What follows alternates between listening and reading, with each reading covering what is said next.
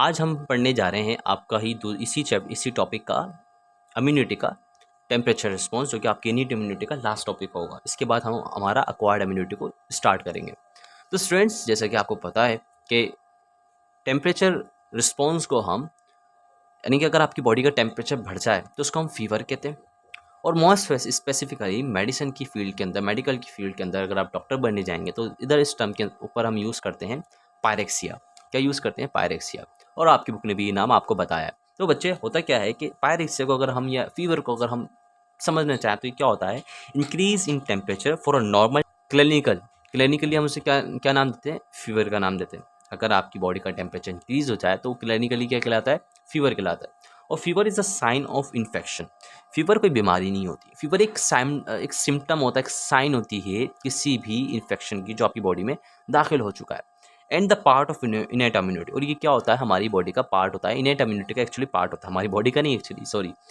तो स्टूडेंट्स, ज़रूरी नहीं है कि इन्फेक्शन से हो, बहुत सारी चीज़ों से भी बुखार या फीवर कॉज हो सकता है। जैसे कि it may also caused by the heat stroke, brain tumours and और टॉक्सिन इफेक्टिंग ब्रेन्स, यानी से ऐसी ड्रग्स होती हैं, ऐसी ड्रग्स अवेलेबल हैं बाज़ार में जो कि टॉक्सिक बनाती है, जो आपकी इनडायरेक्टली आपकी ब्रेन के ऊपर एक्ट करती हैं।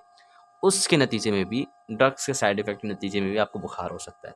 तो ज़रूरी नहीं है कि इन्फेक्शन के नतीजे में हो। तो ये हमेशा ये एक साइन होती है कि आपकी बॉडी में कुछ ऐसा सब्सटेंस आ गया है जो आपकी बॉडी को नुकसान पहुंचा रहा है। तो ये ऐसा साइन के तौर पे ली जाती है। तो स्टूडेंट्स, हमारे पास जो पायरेक्सिया यानी कि फीवर जो होता है वो एक खास सब्सटेंस के नतीजे में होता है। उस सब्सटेंस को हम मेडिकली नाम देते हैं पायरोजिन का।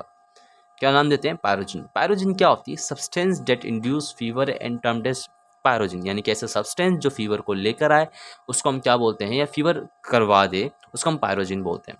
फीवर दो हिस्सों में बांटा, मैंने पायरोजिन को एक्चुअली दो हिस्सों में बांटा है। सब्सटेंस को एक्चुअली जो आपको फीवर करवा रहा है उसको हमने दो हिस्सों में बांटा है। एक ऐसे पायरोजिन जो आपका सेल प्रोड्यूस करता है, उसको हम एंडोजीनियस पायरोजिन बोलते हैं। और ऐसे पायरोजिन जो आपका सेल प्रोड्यूस नहीं करता, एक्सटर्नली आते हैं, उनको हम क्या बोलते हैं? Exogenous pyrogen.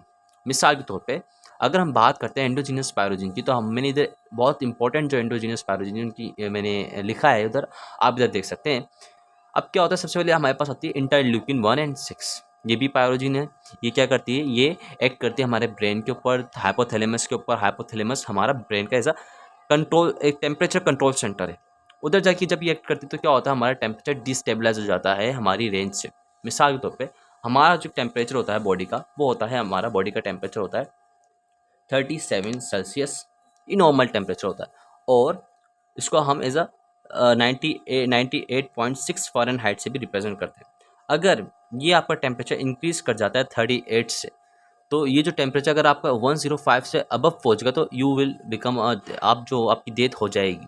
तो ये जो 105 होता है एक्चुअली फ़ारेनहाइट होता है। क्या होता है? फ़ारेनहाइट। लेकिन सेल्सियस के अंदर ये बिल्कुल मेरे ख्याल से 40 के लगभग होता है, आई थिंक। ये मैं एथेंटिक नहीं बताया, लेकिन इसके पास होते हैं। तो 40 होता है, तो 41 होता है। तो अगर 2 से 4 सेल्सियस भी अगर आपकी बॉडी का टेम्परेचर बढ़ता है तो ये आपके लिए क्या होता है? हार्मफुल। मैं आपको फीवर की हार्मफुल इफेक्ट भी बताऊंगा आगे इसी टॉपिक में। तो ये मैं आपको बात बताना चाह रहा था कि जो हमारा जो नॉर्मल बॉडी का टेम्परेचर होता है वो 105 98.6 फ़ारेनहाइट होता है और 37 सेल्सियस होता है। लेकिन ये जो इम्पोर्टेंट जो पायरोजिन्स होते हैं क्या करते हैं? ये हमारे ब्रेन की थर्मोस्टेट यानी कि हाइपोथैलेमस पर अटैक करते हैं और हमारा ऐसे मॉलिक्यूल्स रिलीज करवाते हैं जो क्या करते हैं? थर्मोजेनेसिस को इंक्रीज़ कर देते हैं, यानी कि टेम्परेचर को इंक्रीज़ करते हैं और हीट लॉस को भी इंक्रीज़ कर देते हैं, जिससे हमारी बॉडी की जो सरफेस है ये गर्म हो जाती है और हमें फीवर फील होता है। तो वो जो इंपॉर्टेंट पैरोजिन्स हैं इनके नाम आपको याद करने पड़ेंगे, याद कर लेते हैं। सबसे पहले आता है हमारे पास इंटरल्यूकिन 1 से लेकर 6 तक, सॉरी 1 to 6, 1 और 1 एंड 6। और दूसरा होता है हमारे पास ट्यूमर नेक्रोसिस फैक्टर, जिसको हम TNF भी बोलते हैं। ये भी हमारे पास पैरोजिन होता है। और तीसरा हमारे पास होता है इंटरफेरॉन्स। ये भी हमारे पास पैरोजिन होता है, जो कि एक्चुअली क्या करता है? फीवर को इंड्यूस करता है, यानी कि इंक्रीज करता है एक्चुअली। अब हम हमारा अगला इस पूरे जैसे फीवर होता कैसे, इस पूरे हम आउटलाइन को समझते हैं कि ये एक्चुअली होता कैसे। सबसे पहले होता क्या है कि जो पायरोजिन्स हैं, through the blood pyrogen transported to the brain, आपके ब्रेन की तरफ ट्रांसपोर्ट होते हैं आपके ब्लड के जरिए। और एक करते हैं हमारे हाइपोथैलेमस के ऊपर, मैंने आपको बताया, जो कि एक्चुअली हमारा थर्मोस्टेट यानी कि टेम्परेचर कंट्रोल सेंटर है, जो क्या करता है? एज अ रिजल्ट प्रोड्यूस करता है लिपिड सिग्नलिंग मॉलिक्यूल। ये जो लिपिड सिग्नलिंग मॉलिक्यूल होता है वो होता है हमारे पास प्रोस्टाग्लैंडिन। ये जो प्रोस्टाग्लैंडिन होता है ये क्या करता है? इंक्रीज कर देता है thermogenesis and heat loss from the body, जिसके नतीजे में क्या होता है, this cause rise in the temperature of the body, और फीवर कॉज हो जाता है इसलिए। और ड्यू टू दिस फीवर, और इस फीवर के नतीजे में क्या होता है, due to fever many bacteria fungi growth inhibit हो जाती है, नहीं रुक जाती है, बिल्कुल इनहिबिट हो जाती है, and immune cell handle them easily, क्योंकि अब पॉपुलेशन ही नहीं बढ़ रही। जितने भी अब आपके पास मैक्रोफाज हो गए और हेल्पर सेल्स हो गए, अब क्या करेंगे, मैक्रोफाज और आपके न्यूट्रोफिल्स जो हो गए, आप उनको इजीली हैंडल कर देंगे, क्योंकि बैक्टीरिया और फंजाई ये बहुत फास्ट ग्रो करते हैं, इतने फास्ट ग्रो करते हैं कि आपके मैक्रोफाज भी इतने फास्ट नहीं बन रहे होते, इतने ज़्यादा फास्टली ग्रो करते हैं, एक्सपोनेंशियली ग्रो करते हैं। इस वजह से हमारी बॉडी के पास एक ही वेपन होता है फीवर का, किसी भी वायरस को या पैथोजन को हैंडल करने के लिए, कि वो फीवर होता है। अब वो फीवर से टेम्परेचर इंक्रीज करती है, जो कि सेंसिटिव होती है for the growth of micro organism like a bacteria and fungi. तो ये फ़र्क था, ये एक वेपन है जो कि एक्चुअली सारे टाइप के जितने भी हमारे सारे टाइप के जितने भी माइक्रो ऑर्गेनिज्म के उनके लिए बॉडी इस्तेमाल करती है। समझ रहे हैं आप ये बात। मिसाल के तौर पे अब हम इसकी फीवर की हार्मफुल इफेक्ट्स को भी डिस्कस करते हैं, जो कि बच्चे बहुत ज़्यादा इंपॉर्टेंट है, ये आपसे पूछ भी सकता है आपके एग्जाम्स के अंदर, बोर्ड्स के अंदर एक्चुअली। अब क्या होता है कि amount of energy is lost as a heat. सबसे जो बड़ा मसला होता है ना, कि जितनी भी आपकी एनर्जी होती है ना, वो in the form of heat loss हो जाती है। यानी कि एनर्जी का मतलब क्या हुआ, ग्लूकोज।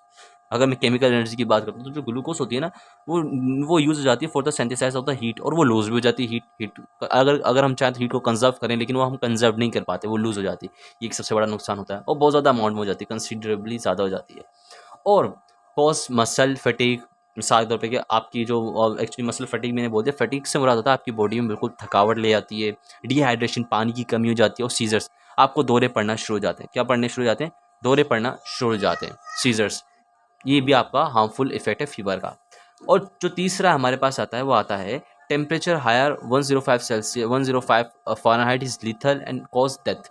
और ये जानलेवा होता है हमारा जो 150 105 105 का जो बुखार होता है, यानी कि जो हम कहते हैं ना कि बंदे को 105 बुखार तो उसकी डेथ हो गई, वो इसलिए हो जाती है क्योंकि आपकी बॉडी के जो इंजाइम्स होते हैं, जो इंजाइम होते हैं, वो 37 डिग्री के ऊपर बहुत अच्छा काम कर रहे होते हैं, आपके जितने भी इंजाइम होते हैं ना बॉडी के। अब जैसे ही ये टेम्परेचर क्या होता है, इंक्रीज़ होता है, तो आपके जितने भी इंजाइम होते हैं ना बॉडी के अंदर, वो क्या होना शुरू हो जाते हैं, डीनेचर होना शुरू हो जाते हैं, जिसके नतीजे में क्या होता है, जितने भी इंपॉर्टेंट प्रोसेसेस होते हैं सेल के, लाइक एटीपी बनाना, जो कि आपकी एक सेलुलर एनर्जी करेंसी है। क्या है?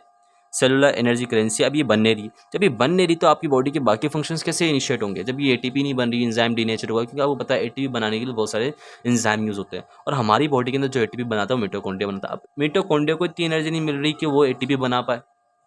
असल में मिटोकॉन्ड्रिया को एनवायरनमेंट नहीं मिल रहा, वो जो एनवायरनमेंट था हमारा 37 सेल्सियस था, जिसके नतीजे में हमारे जितने भी एंजाइम होते हैं बॉडी के डीनेचर हो जाते हैं, फिर हमें एनर्जी नहीं मिल पाती, और फिर हम मर भी सकते हैं अगर हम कंट्रोल नहीं किया कर पाए तो student, this is total all about our today's lecture. अगर आपको पसंद आया हो तो काइंडली यार मेरे चैनल को लाइक कीजिए, सपोर्ट कीजिए। अगर आपको कोई भी फीडबैक हो यार, आप मुझे सच्चा सा फीडबैक दीजिए कि अगर आपके लेक्चर समझ में आते हैं तो मुझे बताइए। और दूसरी बात, बहुत सारे स्टूडेंट्स बोल रहे हैं सर आप इसके नोट्स दे दीजिए। मैं आपसे ये आपसे प्रॉमिस करता हूँ कि ये जितना भी मैं आपको इम्यूनिटी का चैप्टर, इनेट इम्यूनिटी जो मैं पढ़ा चुका हूँ इम्यूनिटी के चैप्टर के अंदर, इसके मैं आपको नोट्स अभी प्रोवाइड कर दूंगा। इस वीडियो के बाद आपके पास वो लेक्चर भी आ जाएगा, आप उसे प्लेलिस्ट से भी देख लीजिएगा। उसका लिंक मैं आपको उसी वीडियो की डिस्क्रिप्शन में डाल दूंगा, ड्राइव का लिंक, तो आप उसे वहाँ से इजीली डाउनलोड भी कर सकते हैं। अब स्टूडेंट्स, इसके बाद हमारे पास जो लेक्चर आएगा वो आएगा हमारा एक्वायर्ड इम्यूनिटी या एडॉप्टिव इम्यूनिटी के ऊपर। मेरी आपसे रिक्वेस्ट है यार कि आप मेरे चैनल को लाइक कर लीजिए, सब्सक्राइब कर लीजिए। हम हमारे आने वाले लेक्चर्स में मिलते हैं, तो तब तक के लिए मोटिवेट रहिए, पढ़ते रहिए। अल्लाह हाफिज़।